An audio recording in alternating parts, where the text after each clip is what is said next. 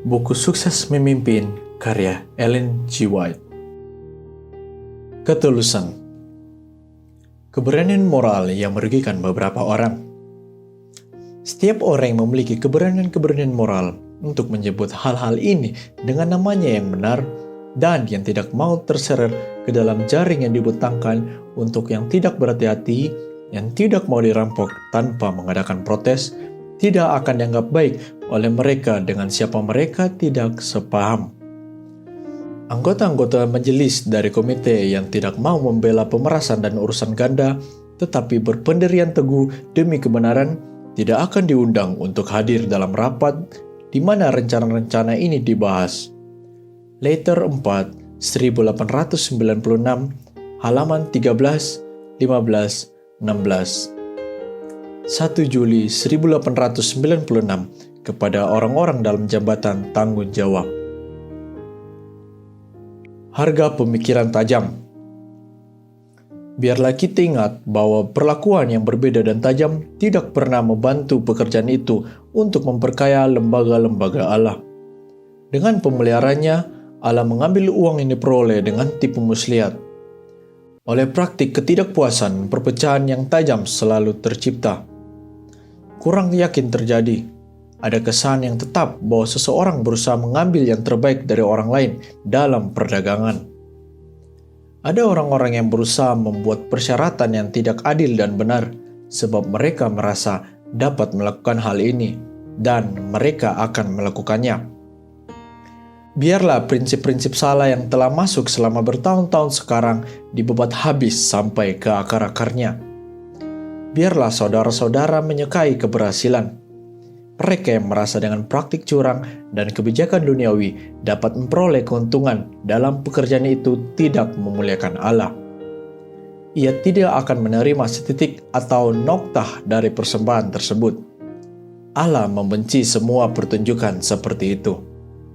Manuskrip 16, 1901, halaman 14. 25 Februari 1901, kesaksian kepada gereja Battle Creek. Jabatan tidak menyempurnakan manusia. Akan tetapi, jabatan tidak menyempurnakan manusia. Ketulusan tabiat, roh Kristuslah yang membuat dia bersyukur, tidak mementingkan diri, tanpa perpecahan, dan tanpa kemunafikan. Inilah yang dihargai Allah. Bagi mereka yang hidupnya tersembunyi dengan Kristus dalam Allah, Tuhan berfirman, "Lihat, aku telah melukiskan engkau di telapak tanganku, tembok-tembokmu tetap di ruang mataku." Untuk semua orang dalam jabatan bertanggung jawab, saya mempunyai suatu pekabaran yang diucapkan oleh mulut Tuhan, yaitu Yesaya 55. Pelajari pasal ini dan biarlah tidak seorang manusia pun menganggap bahwa ia berada di atas sesama pekerjanya, sebab tanggung jawab lebih besar tercakup dalam cabang pekerjaannya. Jika ia seperti Daniel mencari kuasa yang hanya berasal dari Allah, supaya ia dapat menyatakan bukan dirinya sendiri, bukan ketidaksempurnaannya dalam praktik mementingkan diri dan menipu, melainkan kebenaran dalam keadilan, ia tidak akan memiliki sedikit pun kesombongan atau sifat mementingkan diri, tetapi akan ditimbang dengan roh hikmat dari Allah.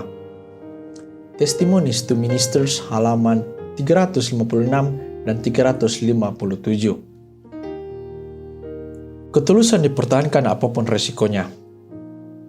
Dalam urusan kita yang menyangkut pekerjaan Allah dan dalam menangani perkara-perkara suci, kita tidak dapat begitu cermat, berjaga-jaga terhadap roh tidak menghormati.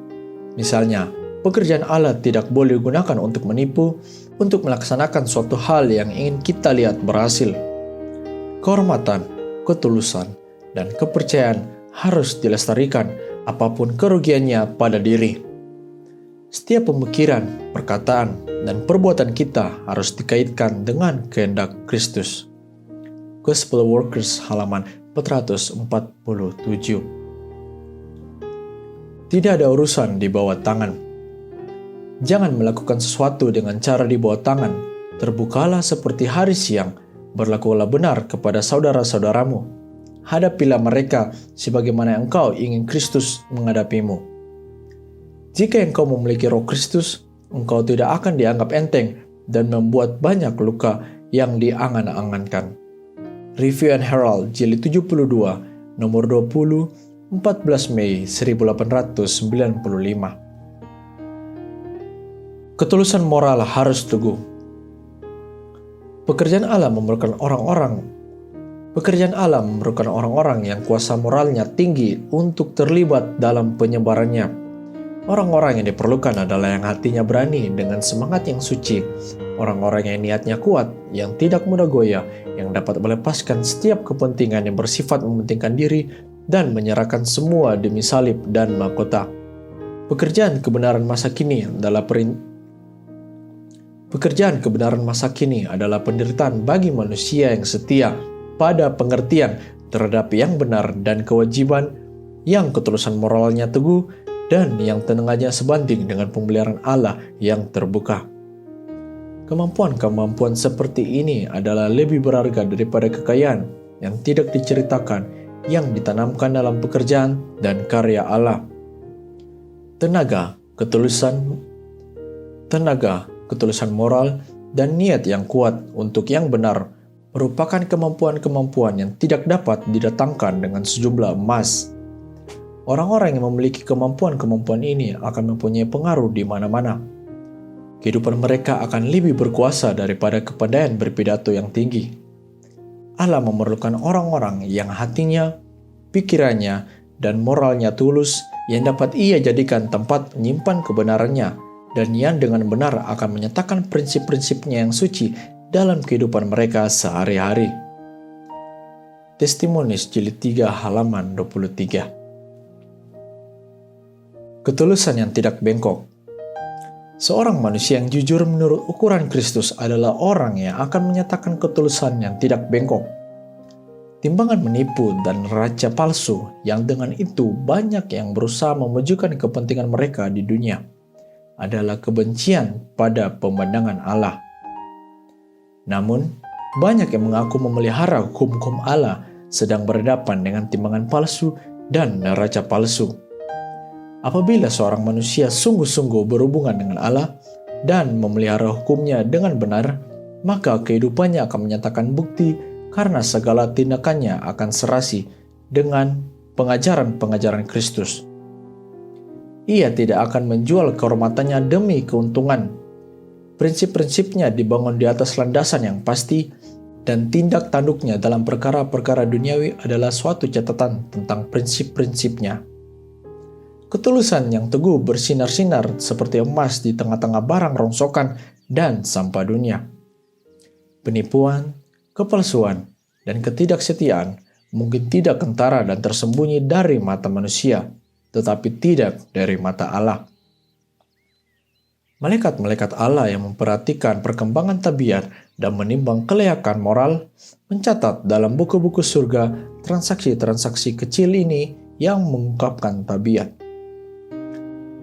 Jika seorang manusia bekerja dalam pekerjaan hidup sehari-hari tidak setia dan meremehkan pekerjaannya, dunia tidak akan menghakimi dengan tidak benar jika mereka menilai standarnya dalam bisnis.